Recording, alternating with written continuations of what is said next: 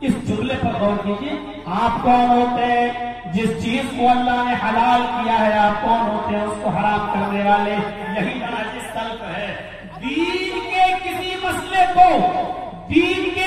مسئلے کو بدلنے کا حق اللہ تبارک و تعالیٰ نے اپنے نبی کو بھی نہیں دیا، اپنے پیغمبر کو بھی نہیں دیا. جب دین کا کوئی مسئلہ نبی نہیں بدل سکتا، دین کا کوئی مسئلہ جب نبی چینج نہیں کر سکتا، دین کا کوئی مسئلہ جب نبی اپنی مرضی سے اس کو ہٹا نہیں سکتا، اپنی مرضی سے چینج نہیں کر سکتا. ایک مرتبہ ایسا ہوا کہ نبی اکرم کی ایک بیوی تھی جن کا نام تھا حضرت زینب بنت جہش. ان کے پاس کہیں سے شہد آیا ہوا تھا، شہد بہت زیادہ تھا.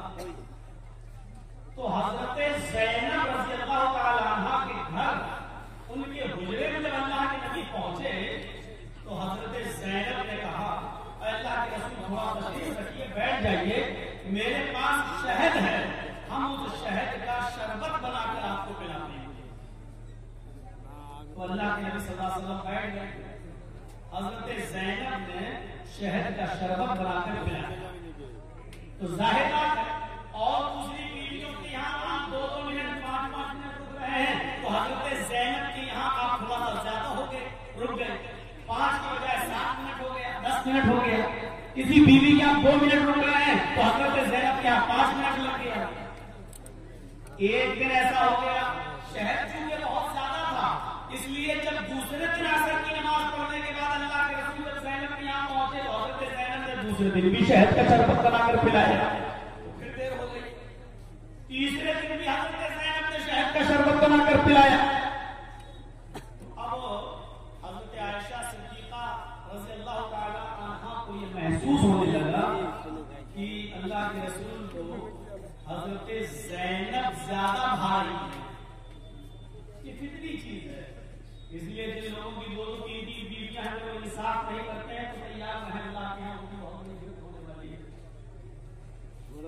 حضرت عائشہ کے ذہن میں یہ خیال آنے لگا تو ساری بیویوں سے بات کرنے لگی. آپ تم دیکھ نہیں رہی ہو اللہ کے رسول صلی اللہ علیہ وسلم کچھ زیادہ ہی گفٹ دے رہے ہیں زینب کو. ہم لوگوں کے یہاں 2 منٹ 3 منٹ رکتے ہیں اور وہاں 5 منٹ 6 منٹ میں آج کے حساب سے بتا رہا ہوں وہاں ڈبل ٹائم دے رہے ہیں. تو ساری بیویوں نے صلاح کی کہ ایسا ہے کہ اللہ کے رسول جب وہاں سے نکلیں گے تو جس بیوی کے پاس جائیں گے جس کے گھر میں جائیں گے ہر عورت کو ہر نبی کی بیوی کو ایک ہی جملہ کہنا ہے آپ کے منہ سے مغافیر کی بدبو آ رہی ہے، آپ کے منہ سے مغافیر کی بو آ رہی ہے. مغافیر ایک پھول ہوتا ہے لیکن اس کی دردن بہت بری ہوتی ہے، اس کی خوشبو سونگی نہیں جاتی، وہ بدبودار ایک پھول ہوتا ہے پودا. تو وہ مغافیر اس کو بولتے ہیں. تو اس کی سگندھ خوشبو نہیں ہوتی ہے، وہ بدبودار بدبو نکلتی ہے اس میں سے. تو اللہ کے نبی جب زینب کے گھر سے نکلے تو آپ جس بیوی کے یہاں گئے بیٹھے نہیں، آپ کے منہ سے تو مغافیر کی بو آ رہی. آپ نے کہا ایسا ہو نہیں سکتا. تھوڑی دیر یہاں بیٹھے دوسری بیوی کے یہاں گئے، جب وہاں گئے تو انہوں نے بھی کہا یہ کیا ہے، آپ کیا کھا کے آئے، آپ کے منہ سے تو مغافیر کی بو آ رہی ہے. آپ نے کہا فلاں نے بھی کہا، اس نے بھی کہا. تیسری بیوی کے یہاں گئے، اس نے کہا آپ کے منہ سے تو مغافیر کی بو آ رہی ہے. تب اللہ کے نبی سمجھ گئے کہ زینب نے مجھے کوئی بدبودار چیز کی کا شربت بنا کر پلا دیا اور وہ تو شہد ہے اور شہد سے بدبو آ رہی ہے. تو آپ نے اسی وقت کہا کہ آج کے بعد میں شہد کو ہاتھ نہیں لگاؤں گا. دیکھیے آپ نے حرام نہیں کیا اپنے اوپر. آپ نے یہ نہیں کہا کہ آج سے شہد میرے اوپر حرام، یہ نہیں کہا، بلکہ صرف اتنا کہا آج کے بعد میں شہد کو ہاتھ نہیں لگاؤں گا، آج کے بعد میں شہد نہیں پیوں گا.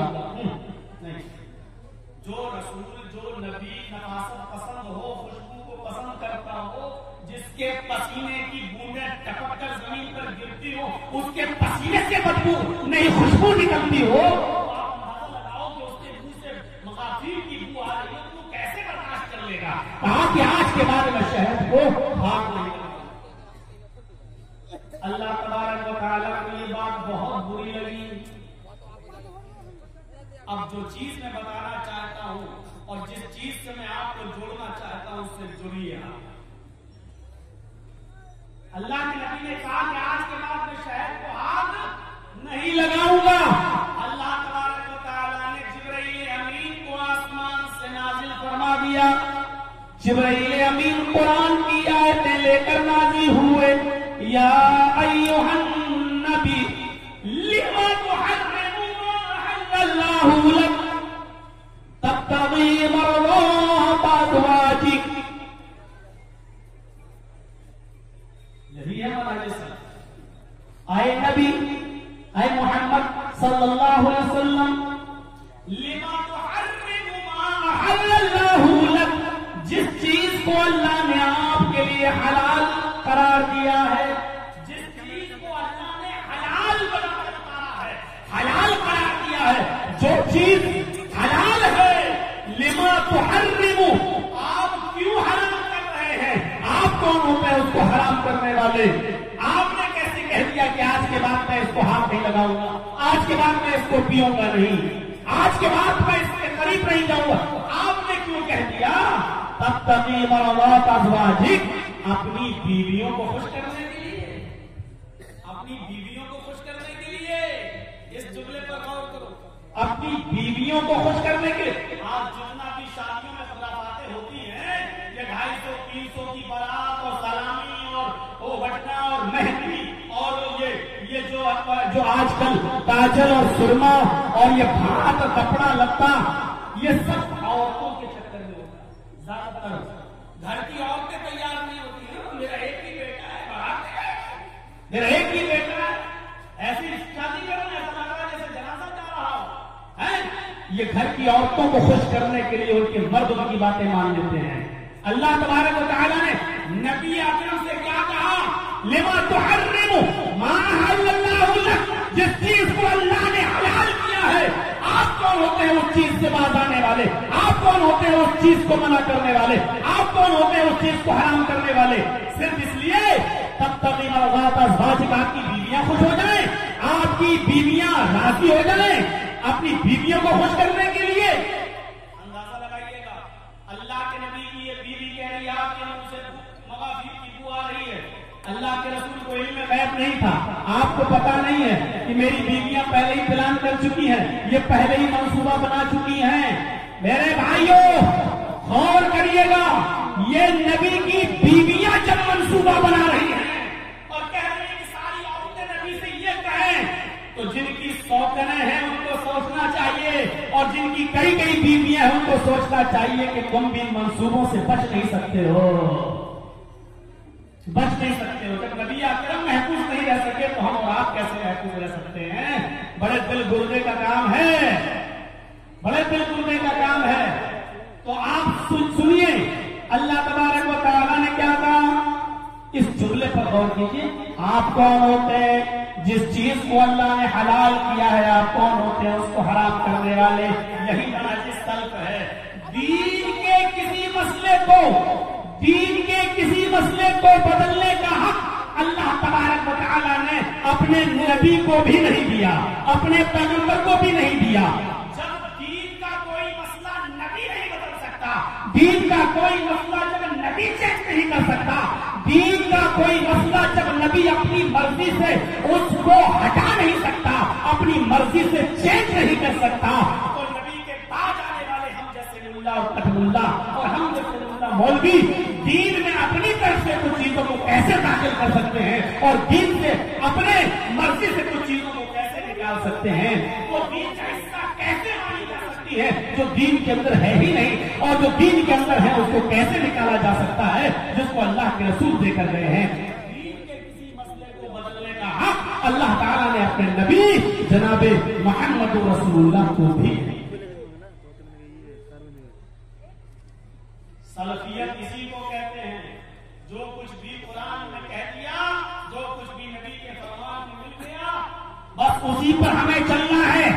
دین وہی ہے، دین کے مسئلے تو پھر نبی کو بھی بدلنے کا پاور نہیں ہے. اور اسی لیے اللہ نے یہ نہیں کہا ما آتاکم محمد فخذوہ، یہ نہیں کہا. اللہ نے کیا کہا؟ ما آتاکم الرسول، ما آتاکم الرسول فخذوہ. رسول تمہیں جو دے، یعنی رسول تمہیں جو دے. اللہ تبارک و تعالیٰ جب جبرائیل کو بھیج کر نبی کو کوئی چیز بتاتا ہے اور نبی پھر اپنی امت کو بتاتے ہیں، تمہیں کوئی چیز دے فخذوہ تو تم اس کو فوراً لے لو. وما نہاکم عنہ فانتہوا، اور جن کاموں سے تمہیں روکے اس سے فوراً رک جاؤ.